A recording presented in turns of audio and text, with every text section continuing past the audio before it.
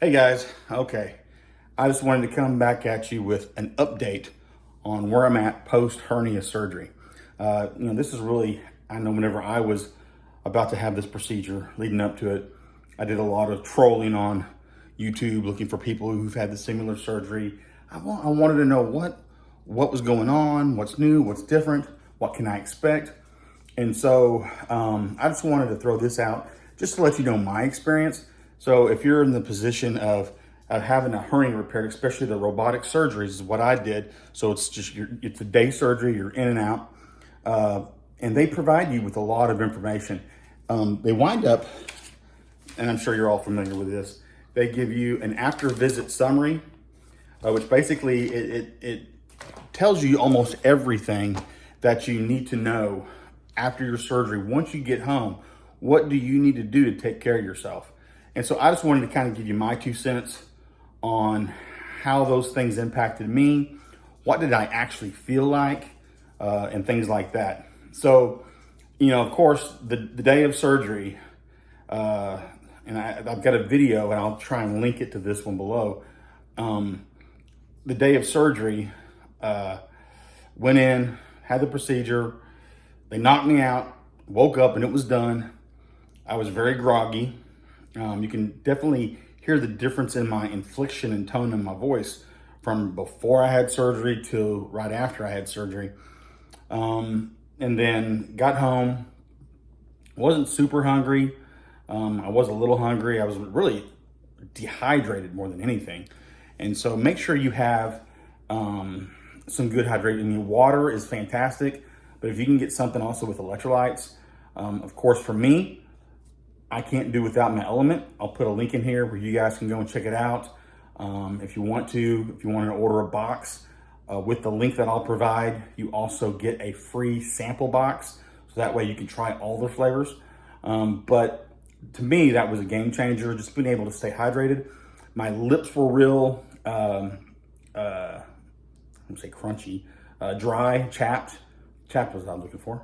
They were real chapped. And even my hands, it was kind of weird. And I know part of it is due to it's winter and outside and everything, but my hands were real dry too. I felt like I was a lizard or something. So, get yourself some lotion for that and get you some electrolytes in you. That will rehydrate you and make you 100% feel better just with that alone.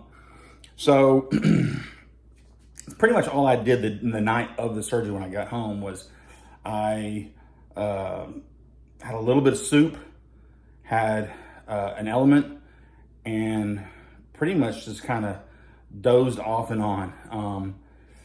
I really don't remember much of whatever else happened that night. The next day, day 2, I woke up.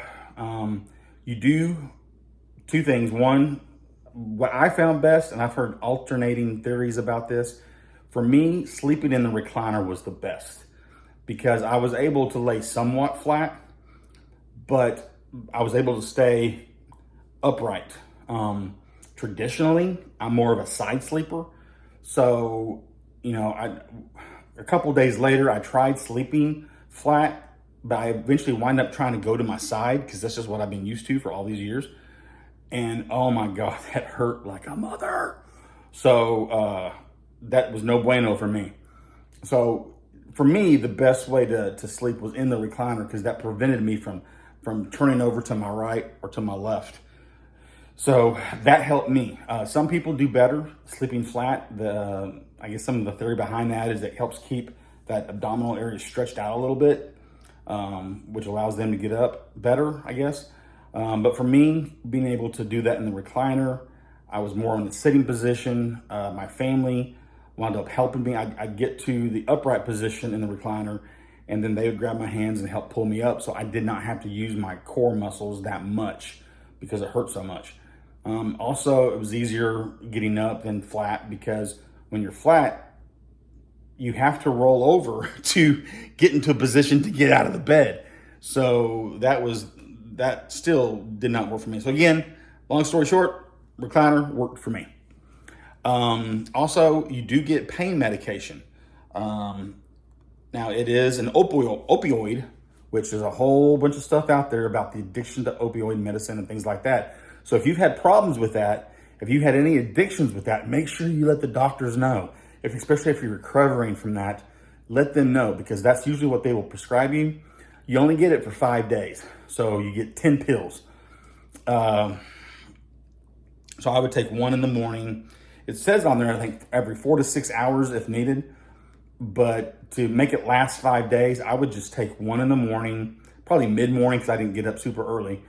And then one about 30 minutes or so before bedtime. That way I was nice and comfortable, relaxed, kind of zony a little bit, and would help me sleep a little bit better at night. So that's what the medicine did for me. During the day, if I needed more pain medicine, you can take Tylenol. So I would do that in the middle of the day if needed. And then once you're out of that opioid medicine, then you definitely can just stay on Tylenol, do that. Once you're totally over all that medication, if you're on anything else, like a ibuprofen, some sort of medicine like that. There was one medicine I'm on that was like a high anti-inflammatory infection. During my recovery and while I was on the opioid, they said, do not take that. Wait till you're off that before you get back on that. And that just helps with muscle recovery and things like that. But since I'm not doing any workouts and everything, I guess I don't have to worry about that. Trying to think anything else with the medicine. I think that, one thing they also do, is my doctor did, is they give you a nasal opioid thing. So if you are having an overdose, where am I at? Overdose, you get this injection that you squirt up your nose, and you're supposed to immediately call 911. The good thing is I don't like taking pills, and so I had no problems with it, but it is good to have one of those in your first aid kit, just in case you know someone who does have an opioid problem and they go into an overdose. I can at least have that on hand in case I needed it to help, friends or family who might suffer from that issue. So that's it with the medicine. Day one, probably an hour after my surgery, I had no problems urinating. That was one of the things I needed to do before I left the hospital. So peeing, perfectly fine. Perfectly fine. One thing I noticed is I was actually peeing better after my surgery. So I don't know, with having the double hernia, if that was impacting my ability to pee. It was a little bit sore when I peed, and difficult in getting everything out. Sometimes I'd have to take 2 trips to the bathroom before my surgery. But post-surgery, I've had no problems, no pain, not really pain, but pressure. I had no problems with the pressure of urinating, and it was perfectly fine. Now, the other part of that, bowel movements. I did a little short that said my new best friend is Marilax. They do say in the paperwork to make sure you get a good quality stool softener of your choosing. Now, they don't really prescribe it. And we have, because my son would have some backup issues, we got a whole big thing of Marilax from, I think, Sam's or Costco or something. So I had plenty of that. And I do a morning drink every morning where I mix Greek yogurt, vanilla yogurt, a serving of that, sometimes 2 servings of that with some orange juice, make a little slurry out of it, like a orange sickle. And so I just put the Marilax in that. The Marilax is not flavored. Put that in there, mixed it with my orange juice and yogurt. Had no problem drinking that down. I did have probably right around day 3, maybe day 4, I actually had my first bowel movement.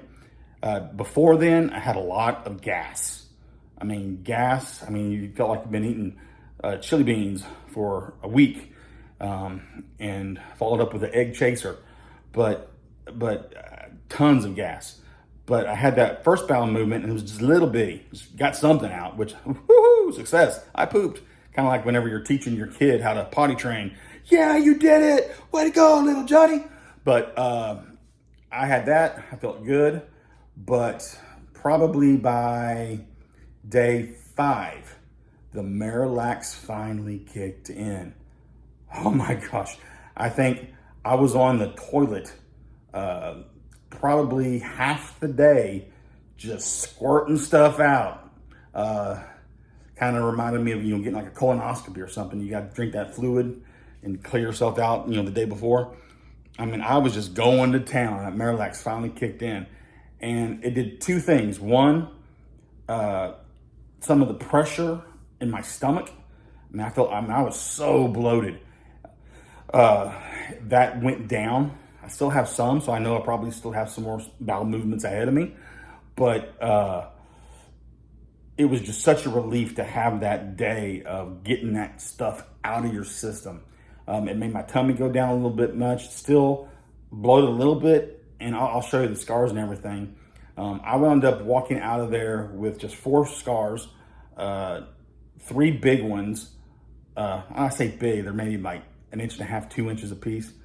And then a small one, which I think is where they put the camera. And they're healing up pretty nice. I'll show you that in a second.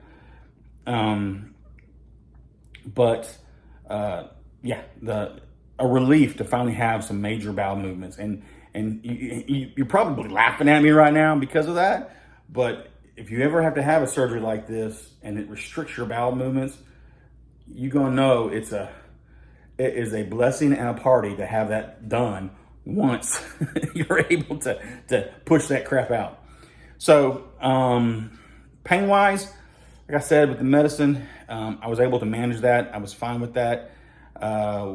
Movement is another big problem. Definitely for the first 3 to 4 days, I needed help. So I had my family who would help me. I was especially the first 3 days, I was very unbalanced. I didn't take a shower until day 3. My wife had to go in with me and hold me to make sure I didn't slip and fall. You're just very unbalanced. It's kind of a weird thing. But I went through that process. Each day I started getting a little bit more balance, a little bit more strength. When my family wasn't around, I got a walking stick and I used it to pull myself up, to not use my core that much, to relieve some of that pain as I was trying to get up and move around, and just to be a little bit more stable with that stick. One thing I noticed though is by doing that, I got a hell of a shoulder workout. So, I guess you do kind of get some sort of a workout, but got through that. Probably by day 4, I was able to start walking a little bit more securely. I still needed my stick to help get me up, but I did not need it to walk around anymore. I did not need that stabilization. So I was able to start walking. Now, you want to take it slow. There's a couple times where I started to speed up a little bit and my body said, "Whoa, partner." And it'll tell you. It'll let you know if it's too much. So listen to your body. By day 5, I was able to still get up, but without the stick. So by day 5, I was able to get up. Now, it didn't feel good because, by the end of day 5, I had no more medicine going into day 6. So, it started to not, you could feel the pain, but it was just only getting up and down. By day 5, the pain on my left side was a little bit more manageable, but the pain on my right side, it hurt right about where the hernia was, and then in my right testicle. So they do tell you that you will have, where you have the surgery, you'll have bruising and pain that will go from your stomach down to your testicles, which is normal. But I thought I had already experienced through that, but this pain was still lingering. So you get a phone number to call, and you call the surgical nurse. And if you have any questions at all, they're there to help you with any answers and such. So I let them know what was going on. The doctor called back and said, no. That's normal. He said, now, do you have that pain all the time? And I said, no, only when I'm getting up and getting down, especially getting down. I feel like I'm going to sit on my nutsack and kind of like best way I can describe that pain is like if you're about to get into the mood and then your wife or your special friend decides, nah, I'm not really in the mood, but you're already in the mood, and then you get a major case of blue balls, that's what it feels like. So he said, but once you're done getting up and down, when you're walking, when you finally sit down and you raise the recliner up, does it still hurt? And I'm like, no. He's okay. That is normal, perfectly normal. So it's only an issue if you have that constant, any position, any walking, not walking, everywhere you go. If you have that kind of pain all the time, you definitely need to talk to the nurse and set up an appointment to get into the doctor. There's some cases where I guess when they're moving around and everything, a vein or something can get wrapped around a testicle and start suffocating it or something. And oh, I get the jeebies just thinking about that. But anyway, so that is normal. So if you experience that, but only when you're doing like a specific movement, you're good to go. That's pretty much the week in a nutshell. So I hope this was helpful. I hope you can find some information in what I've provided to help you in your hernia surgery adventure. But so far, I'm doing pretty good. I'm now day 7. Yes! I still hurt. Other thing is, and that says it in the notes, about getting in the car. I think I probably wouldn't have tried getting in the car. Probably, I could have maybe day 4. Probably, my son or my wife driving me somewhere would have been okay. I mean, I still would have had some issues getting in and getting out.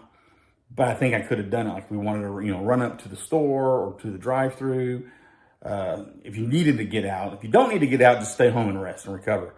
But you could have done that. But no driving. Right there. No driving for the first 7 days.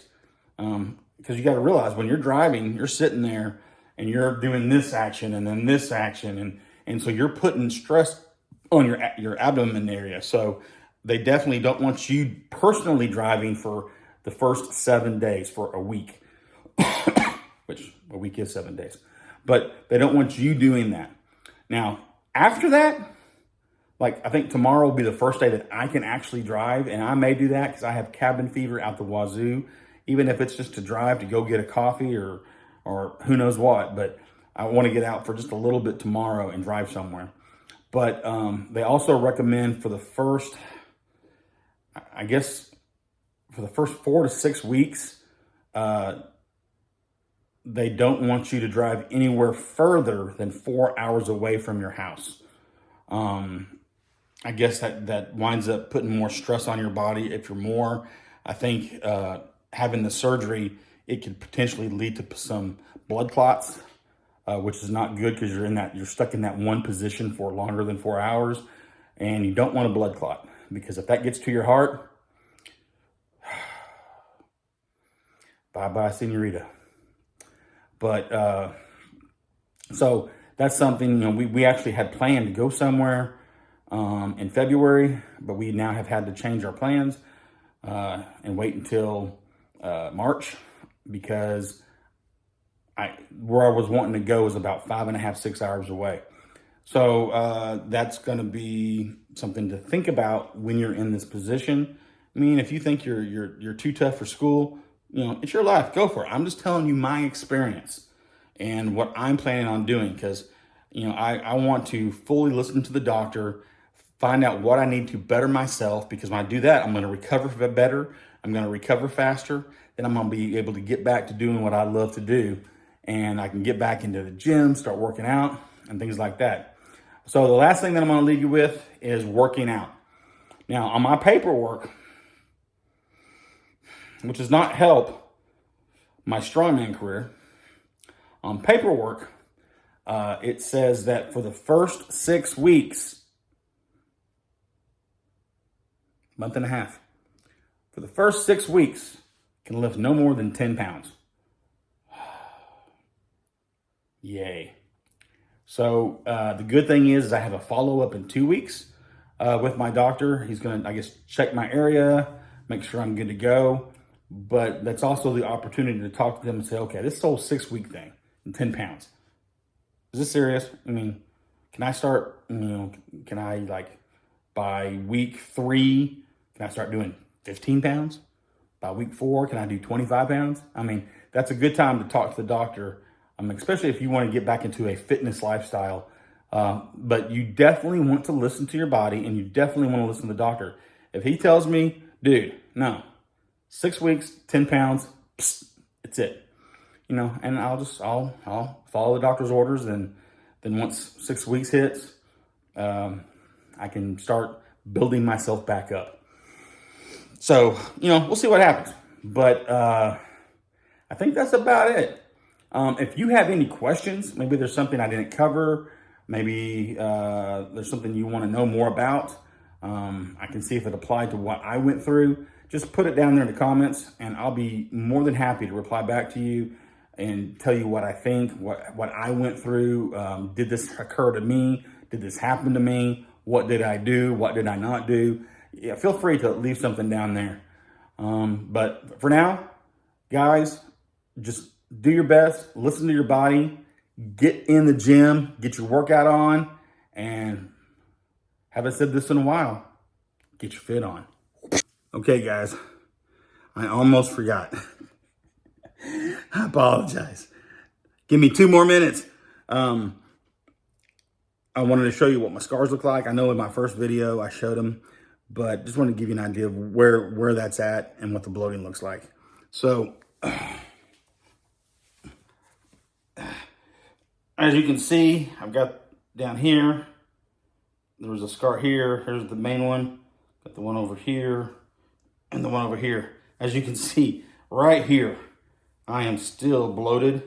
I mean, I had a power belly to begin with, but now I have an ultra power belly because of you can see that extra swelling just like right here. It's like a little bump on top of the power belly.